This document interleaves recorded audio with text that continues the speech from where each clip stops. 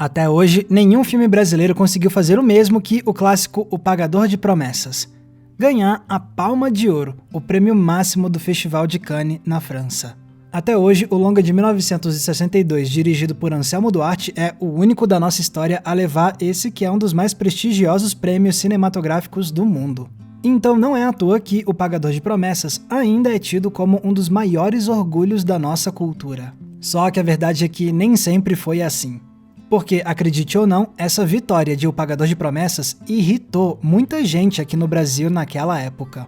Em especial, teve um grande nome do nosso cinema que ficou indignado. Ninguém menos que Glauber Rocha, talvez o diretor brasileiro mais celebrado de todos os tempos. E foi assim que se criou uma rivalidade que marcou a história dos filmes brasileiros e mudou para sempre a carreira de Anselmo Duarte. Mas afinal, será que O Pagador de Promessas realmente mereceu a Palma de Ouro? E por que Glauber Rocha e outros artistas ficaram tão indignados com O Pagador de Promessas? Se investigarmos isso tudo, podemos aprender muito sobre um dos filmes brasileiros mais importantes e sobre como mudou a forma de fazer cinema no nosso país. Não posso fazer isso! Não posso arriscar a vida do meu burro! Um dos fatos mais importantes de lembrar é que, para muitos, foi um choque ver a Palma de Ouro indo pro Anselmo Duarte. Sim, ele já era muito famoso no Brasil, só que não por ser cineasta, mas sim por ser ator. Aliás, não só ator, como galã. Ele era um dos grandes astros das chanchadas feitas pelos maiores estúdios brasileiros da época, como a Vera Cruz.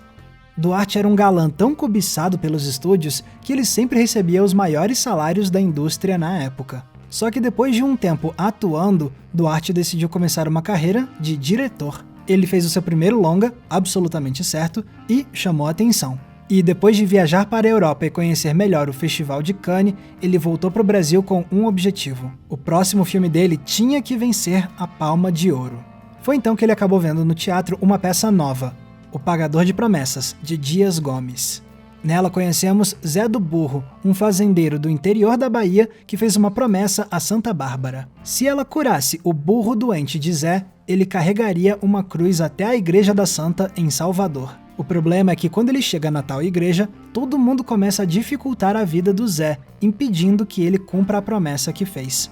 O Pagador de Promessas impressionou tanto o Anselmo Duarte que ele foi atrás do autor Dias Gomes e implorou para que eles adaptassem a peça para o cinema. E para persuadir ainda mais o Dias Gomes, Anselmo Duarte fez uma promessa ousada. Prometeu ao Dias que se o Dias revisse essa posição, ele iria fazer um filme que iria ganhar a Palma de Ouro. E foi assim que Anselmo Duarte levou o projeto adiante. No papel de Zé do Burro, ele escalou o mesmo ator que fazia o personagem na peça, Leonardo Vilar. E no papel da esposa dele, Rosa, foi escalada uma jovem Glória Menezes. A equipe então viajou para Salvador e filmou em locações reais durante semanas. Tempos depois, a adaptação ficou pronta e, para surpresa de muitos, conseguiu entrar na competição da Palma de Ouro em 1962. E para uma surpresa ainda maior, o filme venceu. E olha que a concorrência era pesadíssima. Duarte venceu o prêmio competindo contra alguns dos maiores nomes do cinema mundial. Otto Preminger com Tempestade sobre Washington, Agnes Varda com Cleo das 5 às 7, Satyajit Ray, um dos cineastas indianos mais celebrados, com seu filme Dev, Michelangelo Antonioni com O Eclipse, Luiz Buñuel, o mestre do surrealismo, com o seu clássico O Anjo Exterminador, Sidney Lumet com Longa Jornada Noite Adentro, Robert Bresson com O Processo de Joana d'Arc. E, mesmo assim, quem levou o prêmio foi um cineasta brasileiro que poucos conheciam. Foi um resultado verdadeiramente histórico. Tá, mas afinal de contas, O Pagador de Promessas mereceu mesmo levar esse prêmio? Bom, basta ver o filme para constatar que sim, ele realmente merece tal glória. Essa é uma obra que consegue transitar do cômico pro dramático com a destreza de poucos filmes. As performances às vezes são caricatas, para fazer críticas certeiras a segmentos da sociedade baiana. Já os momentos mais trágicos trazem atuações naturalistas de enorme impacto. E tudo isso se desenrola num ambiente que transborda com vida, graças às locações reais, às dezenas de figurantes e às manifestações populares filmadas de forma quase documental. E tem, é claro, todo o poder da história criada por Dias Gomes. Os personagens, que a princípio parecem simplistas, vão se revelando como pessoas complexas, cheias de contradições, conflitos internos e motivações secretas por trás de seus atos. E é por meio desses personagens que surgem críticas à intolerância religiosa causada pelo pensamento dogmático, críticas à corrupção de caráter na igreja, na polícia e na imprensa, e, acima de tudo, críticas à falta de empatia. É um conto trágico sobre como, muitas vezes, os dramas humanos mais reais podem se perder em meio às grandes narrativas usadas pelos mais poderosos para se manterem no topo do poder. O senhor deve estar enganado. Eu sou um homem pacato. Só vim pagar uma promessa. Tá aí seu vigário que pode dizer se é mentira. É mentira, sim. Então foi graças a essa obra monumental que Anselmo Duarte e sua equipe voltaram ao Brasil com a palma de ouro debaixo do braço. E sim, se comemorou muito a vitória. Mas logo ficou claro que também tinha um segmento do cinema brasileiro que não estava tão feliz assim. E nessa hora ninguém parecia reclamar mais alto do que Glauber Rocha. E olha que ele teve experiência direta com o Pagador de Promessas.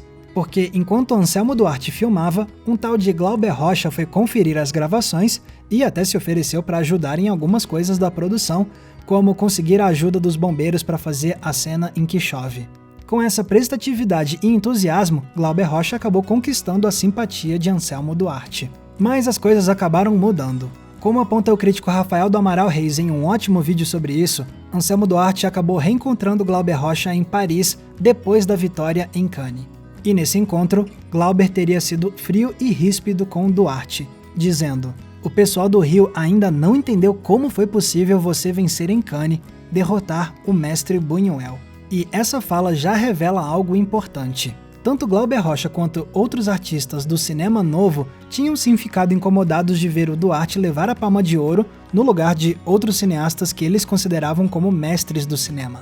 Mas reduzir a insatisfação de Glauber somente a isso seria simplista demais, porque existiam fatores ainda maiores por trás de tal animosidade. É importante lembrar, por exemplo, que no início dos anos 60, o cinema novo como movimento já estava tomando forma, com a sua proposta de fazer filmes que retratassem a realidade social brasileira usando uma estética moderna e mais experimental. A ideia do cinema novo era ir contra a corrente de estúdios brasileiros antigos como a Vera Cruz, que emulava o modelo hollywoodiano de fazer cinema, incluindo em termos estéticos. E quem é que era um dos grandes rostos desses filmes antigos da Vera Cruz? O galã Anselmo Duarte. Ou seja, aos olhos do pessoal do cinema novo, Duarte era um herdeiro do tipo de cinema que eles queriam combater. E pra piorar, vem esse galã de chanchada e inventa de fazer um filme sobre a realidade dos mais pobres no Nordeste brasileiro.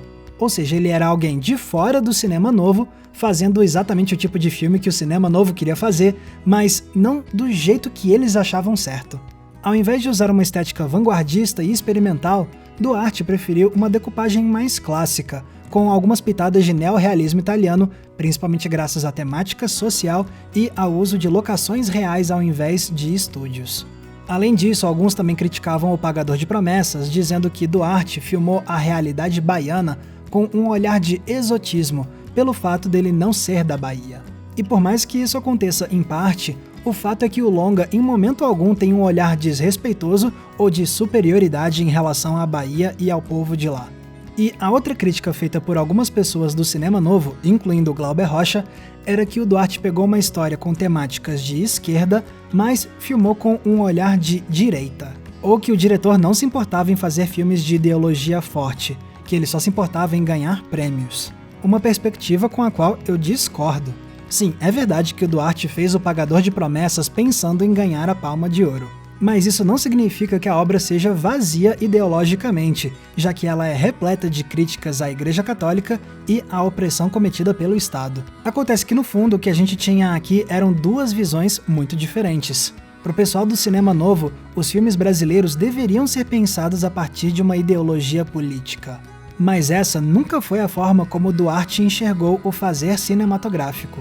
Ter um impulso político super definido por trás da obra não era a prioridade do Duarte na hora de fazer um filme. E é claro que isso incomodava o pessoal do cinema novo. E o fato de O Pagador de Promessas ainda por cima ter levado a Palma de Ouro só fez tudo parecer ainda pior. A vontade que eu tenho é de jogar uma bomba. Tá, mas como foi que o Anselmo Duarte reagiu a toda essa recepção negativa por parte do cinema novo? É claro que ele não gostou nem um pouco. Para começo de conversa, ele se sentiu meio que traído pelo Glauber Rocha, já que os dois tinham se dado bem no começo, só para depois ver o jovem cineasta se voltando contra ele. Fora isso, Duarte passou a se sentir excluído pelo cinema novo, invalidado como artista por esse movimento em ascensão. Então ele decidiu comprar a briga. Pelos próximos anos, Duarte criticou publicamente o cinema novo, dizendo que a estética deles era amadora e simplória. Em certa entrevista, ele até mesmo ironizou o lema do cinema novo, dizendo que era uma ideia na cabeça, uma câmera na mão e uma merda na tela.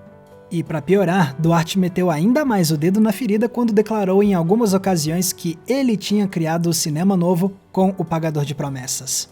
O que não é verdade de forma alguma. E assim, os anos foram passando. Glauber Rocha foi se tornando cada vez mais aclamado e importante para o cinema nacional. Enquanto isso, Anselmo Duarte continuou atuando e dirigindo, fazendo mais longas elogiados. Mas, infelizmente, ele nunca mais conseguiu voltar ao mesmo nível de prestígio que ele tinha obtido com O Pagador de Promessas. Ou seja, enquanto o cinema novo crescia para ser cada vez mais aclamado, a carreira de Anselmo Duarte fazia o caminho inverso, indo cada vez mais para a obscuridade. O que com certeza contribuiu para que ele continuasse amargurado com essa briga toda até o final de sua vida, quando ele faleceu em 2009. No fim das contas, dá pra ver que nessa história toda, não tinha um lado totalmente certo e outro totalmente errado. O que causou essa briga, no fim das contas, foi o fato de você ter dois cineastas com visões muito diferentes sobre o que deveria ser o cinema brasileiro, tanto em termos políticos quanto estéticos. Junte a isso tudo as questões de ego e de temperamento de cada artista, e você acaba tendo esse cenário de embate. Agora, por mais que Duarte e Glauber tivessem visões diferentes, fica claro que ambos foram sim grandes artistas que deram vida a obras fundamentais da nossa cultura. Só sei que eu acho uma pena que essa briga toda possa ter afetado negativamente a carreira de Duarte. De qualquer forma, agora já se passou muito tempo e o embate ficou no passado. E assim, o que nos resta em mãos hoje é um filme que continua sendo uma obra-prima, que se mantém atual e extremamente poderosa mesmo depois de décadas. Sim, é meio triste que, de lá pra cá, o nosso cinema nunca mais tenha alcançado a mesma glória internacional do que essa conquistada pelo filme de Anselmo Duarte. Mas, se for para termos um filme nosso em tal posição de prestígio mundial, é mais do que justo que ele seja O Pagador de Promessas.